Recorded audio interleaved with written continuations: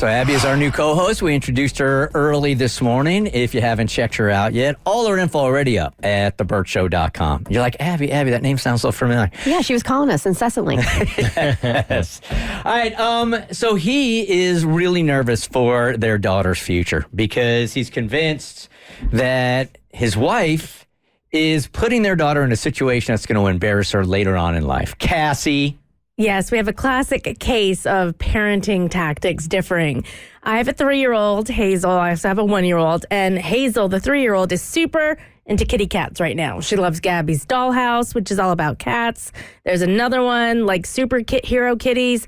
She loves it. And sometimes she pretends she's a cat because she's 3. Like she, like I'm a kitten and we'll hide in boxes and stuff. It's actually absolutely adorable. My best friend Brittany, her daughter thought she was a dog for the longest time. She was like doing the exact same thing, just dog things. Is she totally pooping normal. in a litter box and stuff? No, 'Cause that's cute. She's not doing that. It is a little toddler toilet. So basically the same thing. I got to clean it out either way. Might do litter. That could be the parenting hack of the century. Huh. Yeah. File that away. Anyway, so we were at the dinner table the other day, and she leans over and starts drinking out of her cup like a cat, like licking it out of, like with no hands. Lapping it up. Yes. And so we love her to play around, but not at the dinner table. So we say, Hazel, that's, how are we supposed to use our cup? That's not how we drink out of it. And modeling that behavior. And she's continuing to do it, and she's super into it. So I switched to the next tactic, which is to delay. Hey, you can't do that right now. But I said, but tomorrow, you and I will play kitty cats. I will get a bowl for you. I'll put it on the floor, and you can lap water out of it just like a little kitty cat. And we'll play that game together, being like, you can have this thing that you want, but tomorrow in a more appropriate time and place, just kind of redirecting. And that usually works with her. And she said, okay, and stopped doing it. And I'm like, yes, look at me, Mom of the Year. And then Chad goes, absolutely not. I said, what are you talking about? And he's like, you're not going to teach our daughter to lap up water out of a bowl like she's a cat. And I said, she's playing. It's imaginative play. It's fine.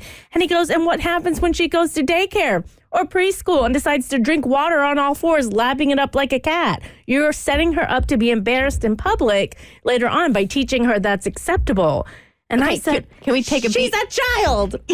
Just pause for everybody, to weigh in on whose side they are currently on in the argument. Like, if you were there in the household and this is right in the midst of happening at dinner and you have to choose, are you going to walk over to Chad's side of the table or Cassie's side of the table? Where are you going? Okay, so on the count of 3, we're all going to just yell out whose I've side got we're the on. butter knife in hand. All right. So it's either Chad or Cassie. Ready? 1, 2, 3. Cassie! Okay. All right. Mo said, what did you say? I said Chad. You said Chad. Mo said Chad. I said Cassie. I said Cassie. Okay, perfect. All right, House so divided. explanations. Mo and Abby. So here's the thing. If you let it go a little too far, she'll grow up to be one of those furries, and she'll start asking you to wear a tail and cat ears. And it's just, I just want to protect Hazel. Don't you own cats? Yeah. You're a cat lady in the making. You should be on my side. Listen, it takes more than a couple margaritas for me to start acting like a cat, and that's because it's alcohol induced. It might have something to do with my own upbringing. I just, we weren't allowed to have that kind of imagination as a kid. Like, I feel like my dad or my mom would ask me to get my ass up off the floor and stop behaving this way. So maybe it's just mentally I'm still there that I feel like I would probably react that way. She's 3. Yes. There's all different types of play. There's sensory play. And I feel like with the imaginative play and having a designated time to do that, and also preschool teachers have seen everything. If Hazel was in the class and wanted to lap up milk from a bowl or water from a bowl, those teachers aren't going to be fazed. Well, if that happens in class, you have failed. Because I'm all for it, but I do think that you got to set boundaries. Like, okay, this is cool here because mommy and daddy are playing with you, but at any other circumstance outside of there, this doesn't work. Well, that's so what if she does go to school and she's lapping up milk, then I do think that you failed her. No, but preschool's for play as well. Yeah, I could see her doing that in preschool. I think it's when you get to kindergarten, first grade. Whatever you want to call it, okay? But that's what I'm high trying. school, because that turns into high school. And then she's a sophomore in college. And then she's a TikTok star. So, okay. No, but that's what I'm trying to teach her. Like, at the dinner table is not an appropriate place to do that. But when you and I sit down to play together during playtime, that's an appropriate time to lap up milk like a cat. And yes, I have acted like a cat with my kid and fake cleaned my paws and meowed at her because that's what you do as a parent. Hold on, stop. Because I think Michael here is talking about an adult that drinks from a bowl every day. Michael, good morning. God, I hope that's what this is. What's up? Well, it's something similar. My sister's friend drinks out of the sink. Oh, out of the sink. Yeah, That's really nasty. No, it's not. Bart does that.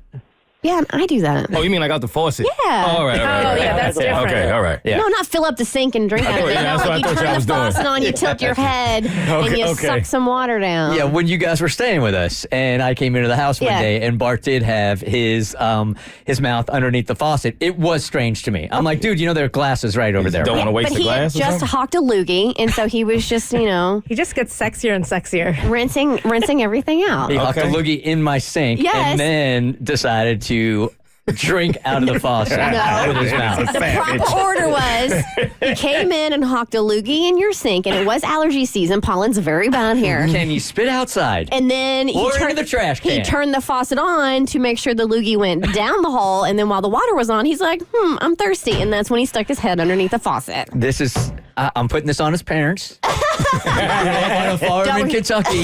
But I think as a general rule, if you're staying with somebody or visiting somebody's house, you don't hawk a loogie in their sink. A little weird. Hey, we love a man who cleans up weird. after himself. Yeah. We have diverted now. We are way off the cat issue. Let her be a cat, Cassie. Let her be a cat. The Bert Show. Like what you just watched, you can get more of The Bert Show on your favorite podcast platform. Wherever you listen to your podcast, you can find us.